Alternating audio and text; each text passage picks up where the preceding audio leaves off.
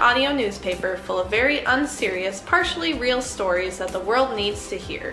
More listening and less reading than a newspaper, but equally as sexy. This is Paper News Out Loud. Hello and good evening. I'm your host, Diane Weathersby. Hello and good morning. I'm your co-host, Florence. Thank you for listening to Paper News Out Loud. Tuesday is the day of the week that episodes of this podcast come out, which is what makes it such a good day of the week. But did you know that the word Tuesday is derived from an Old English word, Teasday, which means Tuesday? We're just going to say Tuesday. T-I-W-S day, and Tu was a one-handed god in Norse mythology who was associated with single-handed combat. If you want to impress anyone today, I suggest you tell them the origin of Tuesday. They'll find you incredibly cultured, and they'll note how good you smell, and that you would make a great deity of the day of the week, Tuesday. Strangely enough, I did not know that. It has never come up in conversation before. You can also impress them by challenging them to single-hand combat. They will appreciate that you want to interact with them and love how fitting it is to do that on a Tuesday.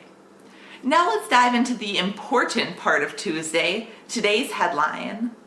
So research into our headline was inspired by a sale at our local grocery store. The sale was that I could get 6 ice cream sandwiches for a mere 99 cents. It was a miracle, and I bought 7,002 ice cream sandwiches, effectively emptying my savings account. It was worth it though for endless happiness. As I was devouring the 256th one, I started to wonder what glorious being brought these delightful sandwiches to my own face. Aided by an indescribable sugar high, I delved into the internet to find whom I should direct my gratitude to. Let's start by talking about why I love ice cream sandwiches. As if you need to provide reasons. 1. They are portable. You can carry them with you wherever you may roam. 2. They contain ice cream. 3. They contain cookies or wafers holding the ice cream together. 4. They come in many varieties and flavors, allowing for endless enjoyment. 5. They were very inexpensive.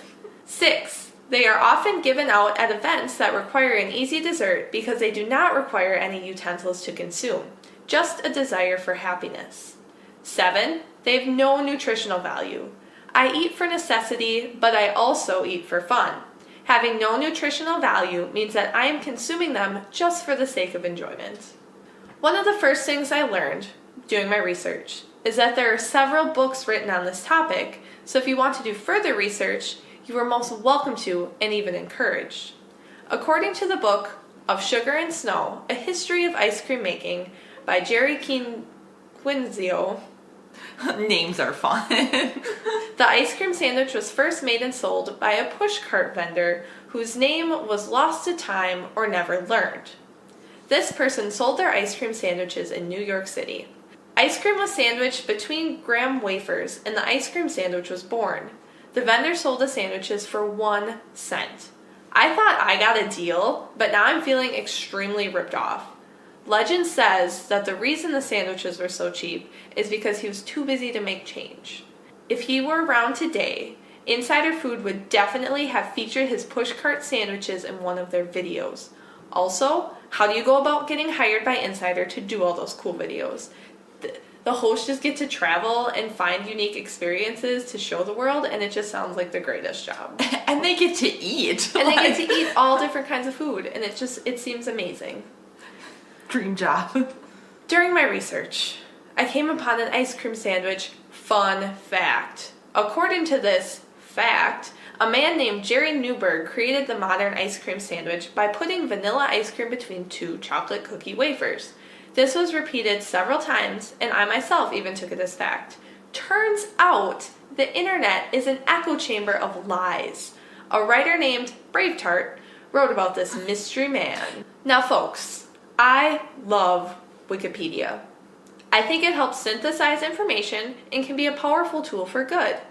It has become more reliable over time, and it is less likely to be hijacked and changed by high schoolers trying to mess with their English teacher when their English teacher decides to teach straight from a Wikipedia article that didn't happen to me.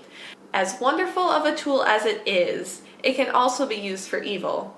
One such evildoer edited the entry about the history of the ice cream sandwich and added the line about Jerry Newberg and his supposed invention. The user did not use a credible source, and their other activity on the site was fishy. This is just proof that all the internet is a lie and we can trust nothing. Exactly. So who knew such a scandal could be birthed from something so pure? This is just a stark reminder of how misinformation can be spread, and even the best of us can be misled. One has to wonder about the unregistered user's intentions. What was their motivation? Was this part of some undercover sting operation? Were they coerced by the ice cream companies to spread falsities? Do they just want to watch the world burn? Whatever their reasoning, I hope they have confronted their own wrongdoing and turned toward good. Unless they are actually right and they are being silenced. The world will never know, I suppose. So different versions of ice cream sandwiches exist all around the world, so how cool is that? Pretty much anywhere you go, you can find an ice cream sandwich. Therefore, I do wonder if the ice cream sandwich truly originated in New York. Maybe this version most closely resembles the sandwich we know and love today. Maybe other versions of the sandwich existed that weren't documented or as widely popular. Maybe I have no idea what I'm talking about at all because I'm not an expert. But I am going to keep talking because I'm enjoying this. Alright, so the history of ice cream is complicated and dates back to BCE times. I don't want to get too much into it because that is another topic entirely. And it's a lot more intense and deep than just the history of the ice cream sandwich. Though I thought it was interesting that early frozen treats were snow drizzled with honey or nectar. The problem with this is that you can only get snow at certain times of the year. So when do you enjoy ice cream the most? Yes, all the time. False. That is correct. This will lead to a debate. But most is during the heat of the summer. Up here in the northern part of the United States, we have seasonal ice cream shops that close for winter because ice cream is much less popular when you are already freezing. Florence, I know that you base a lot of your food decisions on the seasons. Accurate in 100% of the word. It pains me to eat ice cream in winter, though sometimes I do it because I am weak and ice cream is strong. So I would like to open up a shop that has ice cream in summer and then it converts to soup shop in winter. I think that'd be a lot of fun. Okay, that would be amazing. It doesn't necessarily have to be soup, but okay, ice cream in summer and then hot desserts like lava cake in winter. That's a good idea too. I like love hot fudge. Oh my gosh. Like instead of ice cream, they just scoop hot fudge onto a cone. That would be really good too. I can't eat hot fudge. I have, in fact, eaten hot fudge by the spoonful. It's so good. Out of the jar. It's so good. It is so good. That's a good point. There can be like a lot of different transitions, like maybe in, October to November, you're transitioning to pies, so you're trying to wean everyone off of the ice cream by making it a side instead of the main dish, so you just have ice cream on the side of the pie. And then throughout winter, you're introducing more lava cakes and things like that. Like warm things. Yeah, and then you are easing back out of it in spring. And then in summer, it's just straight ice cream. It's the purest form. So people back in the day did have a lot of ways to keep food cold in refrigeration systems that didn't need electricity. One way that the production of ice cream spread and evolved was through the Arab invasion of Sicily in the 8th century, which helped make a version of ice cream that was similar to gelato and made it popular in Europe and then eventually America. They took a Persian treat of fruit syrup, honey, and snow and then added sugar and milk. A version of this was also created and consumed in China in around 618 AD throughout there. I would also speculate that Native Americans had their own versions of ice cream, though I had a hard time finding any reliable information. But I mean, a lot of North America is seasonally covered in snow, so I would imagine that they would also use fruit syrup and honey and things to make that early version of ice cream. Snow is just, the pioneer's ice cream, nature's ice cream. And now we're told not to eat it. I don't know. It seems like, they survived. No one person can be credited for the creation of this delicious treat. nor can any one group of human beings. So we can consider ice cream a collaborative effort and thank all the inventors whenever you enjoy it. You know, I feel like that's something about ice cream to begin with. It just brings people together. Like, you never, like, feel burning hatred towards others when you're eating ice cream. Unless you're eating a nasty flavor of ice cream. That's true. Like Superman ice cream. I've never had Superman ice cream. Just kind of like cotton candy or bubblegum ice cream. They're just like... Say, I used to love bubblegum ice cream. When we would go to the fair, I would always get bubblegum ice cream, and I don't know why. Because now the idea is just weird. Because what if you accidentally swallow the gum? Wait, there's actual... I thought it was just there's bubblegum actual flavor. I think the one I had actually had bubblegum in it. Like, there was actually bubblegum in the ice cream. That seems like a hazardous food to enjoy. That's what made it so cool. I don't know, I was young. I could just be remembering it wrong. You grew up and ate mint chocolate chip like an adult. I'm more of a chocolate, just straight chocolate person. I love chocolate ice cream. Anyway, peanut butter. Go on. Peanut butter, that's good. Or like Butterfinger ice cream. Or like amazing. butter toffee or like Heath or anything. Butter pecan. Basically, what we're touching on here is that all ice cream is magical and pure and delicious. We live in a time where many of us can make ice cream if we wanted to, though many of us don't. Especially since there are so many different versions and ways to make it. In fact, my parents do make their own ice cream, and it is amazing and delicious and better than anything I've ever bought in a store. That's true. I'm not joking. It's so good. I have yet to try making sandwiches with it, though, which is a huge oversight on my part. Chocolate chip cookie ice cream sandwiches. Go on. White chocolate macadamia nut, peanut butter cookies. Oh my mix and gosh. match. Maybe instead of sandwiches, we should start making cubes. That way you can use a ton of cookies. It's like a 4-way. 6-way. There's 6 sides. Of a cube. Good try. You can make a pyramid, though. Depending on the kind of pyramid, there could be 4 sides. Okay. Anyway. This isn't a math class. We're talking about ice cream right now. But since I am a DIYer at heart, I would like to come up with some sandwiches to try in the future. So these are some unique ice cream sandwiches for the ice cream lover, who is everyone in your life. The first one, it's called the supersize.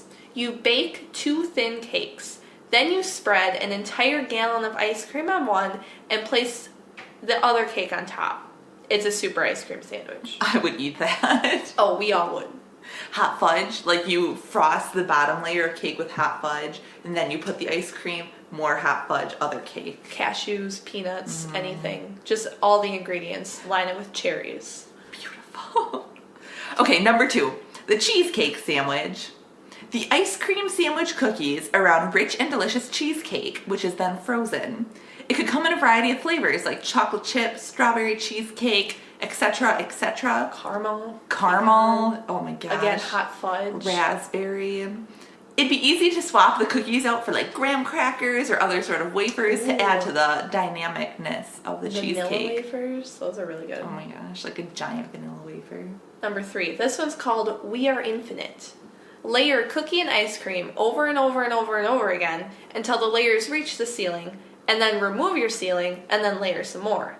You will have created a sandwich worthy of a world record. Make sure you contact the Guinness people, though, before you attempt this endeavor, because they need to like verify it and stuff like that. So you want to have that done and set before you make this amazing sandwich. Yeah, do it in a cold climate to protect the ice cream integrity. Or turn on your AC. That too.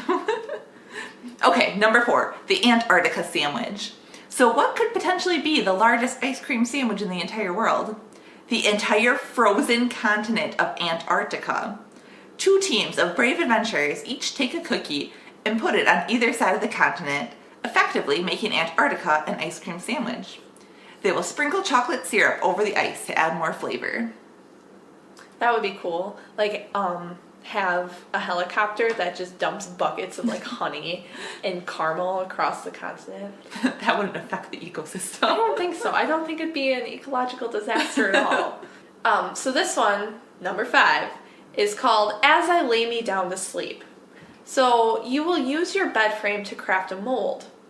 Bake a cookie in the mold over an open flame because I don't think your bed frame will fit in a traditional oven. Remove that cookie and set it to the side for later, being very careful not to crumble it. Bake another cookie in the mold. Keep that cookie in the mold and then place the mold back in your bedroom. Add a layer of ice cream 1 foot tall. Place the second cookie on top, the one you saved for later. Now is the time to bring out your artistic abilities. Frost your ice cream sandwich to make it look like a bed. Invite your friends over to eat your bed with you. It's poetic. It adds a new definition to the word sleepover. Okay, number 6. I scream sandwich. So the cookies are actually severed hands, and the ice cream is actually frozen eyeballs. You don't eat this sandwich. You just scream until you pass out from terror and disgust. Really fun at 4th of July parties. So gross. This last one, perhaps the greatest one of all, is called Earn Your Cookie Peddling Badge. For this one, you will need to become a Girl Scout. Revolutionize the cookie sales by making all the cookies into ice cream sandwiches and then sell those for an increased price. Keep the profits and also half the sandwiches. And also 100% of the happiness, because that would be incredible. You will get to see the smiles on so many of your consumers' faces and know that you made the world just a little bit of a better place. Like ice cream has. It's all connected. So don't be afraid to go out and experiment with your own kind of ice cream sandwiches. There are infinite number of ingredients, infinite number of combinations. So go out there and just seize your ice cream sandwich for all it has to offer. To be well-rounded people, it's important to use large words that no one else knows the meaning to, but all not in agreement when you use said word because they do not want to admit that they don't know what the word means. That's the purpose of our Word of the Day segment, to confuse your friends and to increase your sense of superiority. Today's word of the day, cofabulant. It is an adjective that means excelling at 2 essences, usually amazing or talented essences. An example is the podcast was cofabulant, as it was both hilarious and educational. This is a great word to sprinkle into everyday conversation because it's just so darn positive. It should be used when you're describing something that excels in 2 positive traits. Like, I would consider myself cofabulant because I am incredible and awesome. You would not use this word if you were trying to describe something that excels in 2 negative traits. That's the antonym, unfabulant, which is used when something fails extra hard at 2 things. For example, our cat overlord Maggie is unfabulant due to his inability to exercise and excels at being a jerk who doesn't appreciate snuggles. Try to use the word cofabulant in conversation this week. Here are some sentences that you can work into conversations to get you started. I love your outfit. It's so cofabulant in the way that it functions to keep you warm and also protects you from enemy arrows. My research project was deemed cofabulant by the board. That's what happens when you research squirrel communication systems and the diet of ducks at the same time. The cofabulant company not only smelled like fresh lavender and daisies, but was also a pioneer in environmental research. This vodka sure makes my orange juice so cofabulant, tangy and boozy. Girl, you're cofabulant because that brain and heart just don't quit. As to say, you're a smart and caring human who I respect above all things. Shonda decided not to ask Brenda out on another date due to their lack of compatible cofabulants. Oh, look at how dynamic that word is. Since it's both incredibly tasty and philosophical, Diane decided not to eat the cofabulant cheesecake as it started to show signs of sentience, and also made an exceptional roommate. It was then she realized the cheesecake was trifabulant. Go out this week and not only use the word cofabulant, but live the word cofabulant. Today, I was writing out my grocery list. Suddenly, I felt myself lose control of my own hand as another spirit took over its motor functions. At first, it just drew pictures of bunnies and donuts, but then it began to write a letter over the grocery list. It read, Dear Florence and Diane, I'm currently being haunted by a possessed doll. It's not as scary as you might think because we're friends and she knows I'm on her side, but recently her hair has gotten quite tangled, most likely from adventures she goes on late at night.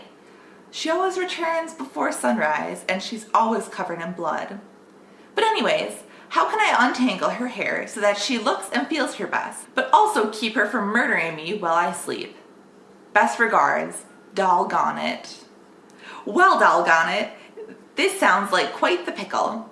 To be honest, I don't know the best way to keep your possessed doll from murdering you while you're in the innocent clutches of slumber. But we can help you detangle her hair, which will hopefully put her in a good enough mood that she decides that she doesn't want to murder you. We've reached out to WikiHow to help us help you.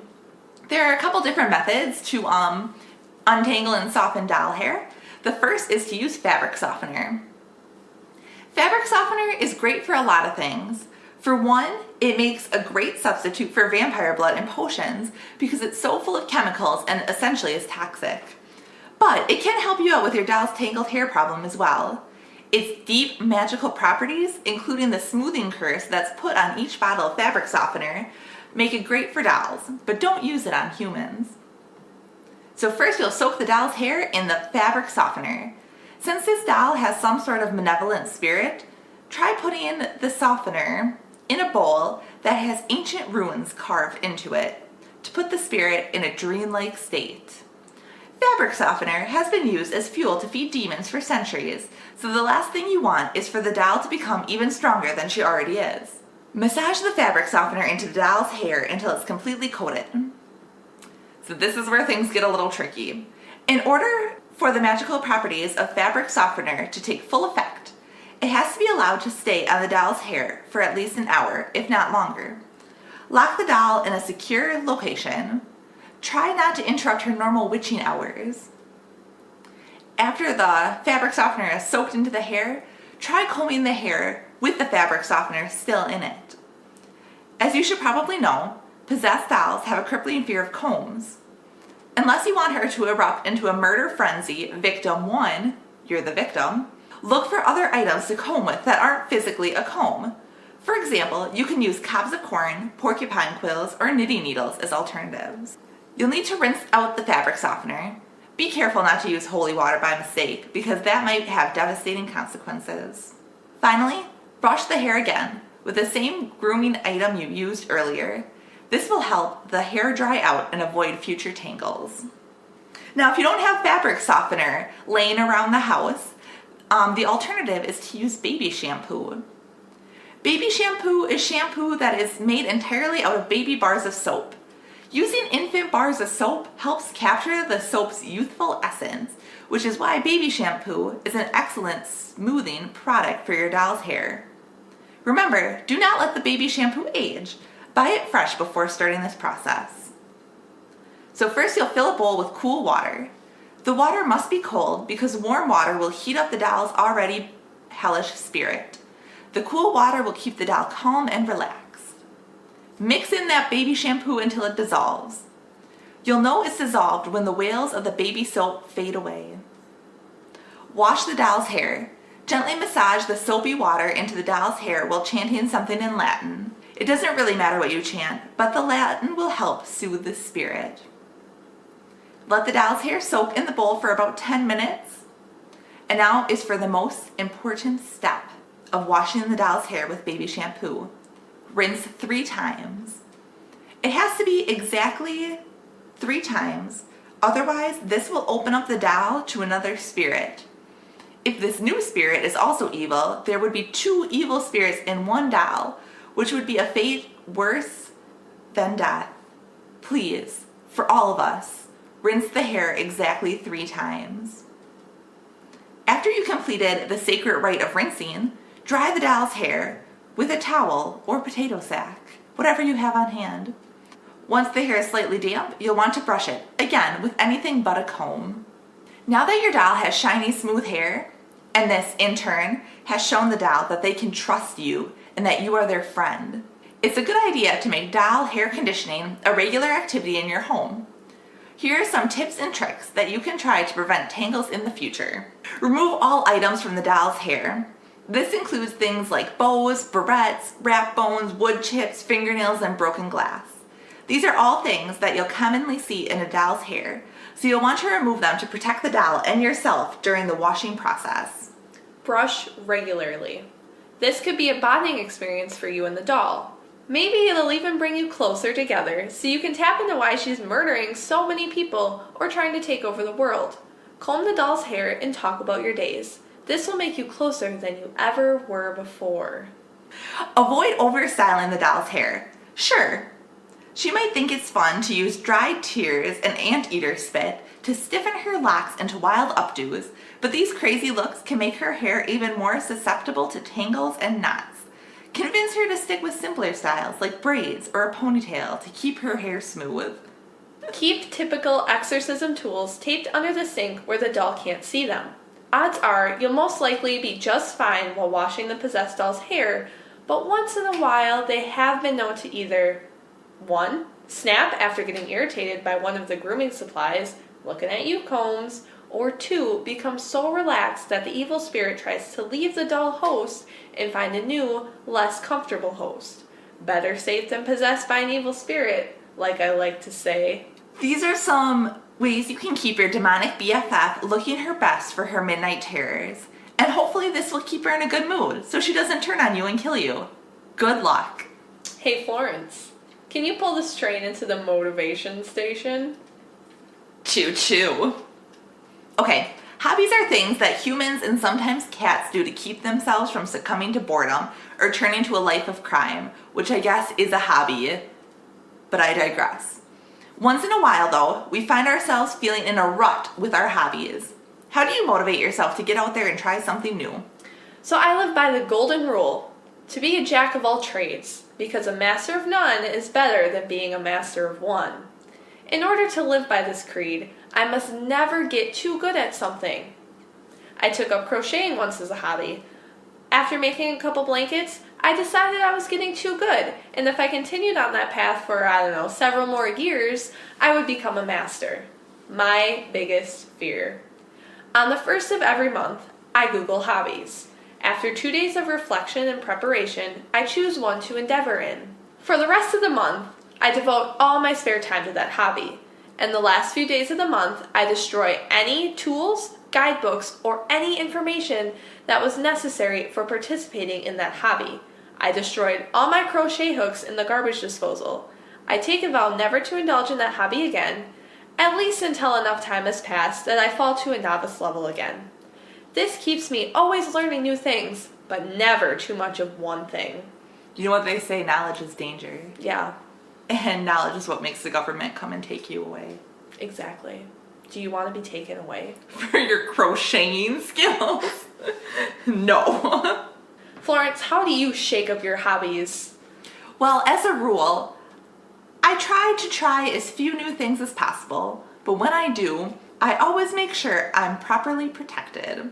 For example, the first time that I tried tennis, I wore a full hazmat suit with a hockey mask over the top of the hazmat suit mask, and then a bicycle helmet over the top of the hockey mask over the top of the hazmat mask. After I learned that I actually quite enjoyed this sport, I slowly shed helmets one layer at a time until I looked like a mostly normal person playing tennis. Though this did not help me be good at tennis, it did help me realize the hobby was not dangerous and something I could enjoy. Our challenge for you this week is to get out there and try a new hobby. You might actually like it, or at the very least you'll hate it, and be reminded why you stuck with your original hobbies to begin with. Today, as I was shoveling yet another dump of snow that Mother Nature took on the Midwest, a penguin waddled over and started chatting about the weather. Before the penguin left, they turned to me and sang the most beautiful rendition of Itsy Bitsy Spider I've ever heard. A tear fell from my eye, but instantly froze on my cheek. That's a telltale sign that the podcast is coming to an end. Thank you for taking time out of your day to listen to what we had to say. If you like what you heard, subscribe to Paper News Out Loud for more great episodes. If you like what you heard a lot, leave us a review on iTunes saying what you liked. Please include the 50th word on page 146 of the book nearest to you. We'll be using them to create a word collage. If you're in love with what you heard, write secret codes on your nation's currency describing in detail what our podcast is about. Distribute the currency to local birds so that they may distribute the message of our podcast across the land. Thank you so much for listening. I want to thank Ice Cream Inspiration. I also want to thank Jake Harrison for allowing us to use his track titled 5 off of his album Found on SoundCloud. Thanks, Jake. You can find his music through the link or by searching at this. As always, we're looking to showcase community art in our segment Community Art. I probably could just say in our segment Community Art and you'd be able to figure out that it's showcasing art, but I digress. You can submit short poems or visual art to us through email at alternaterealityproductions@gmail.com, or you can just email us to say hi or let us know what you like about the show, all that jazz. Tweet us at Reality Out Loud on the Twitter. Share with your friends. We hope you learned a thing and made a laugh. So warm. I'm just like roasting. Time for some more ice cream sandwiches. And we've come full circle. Those like 6,000.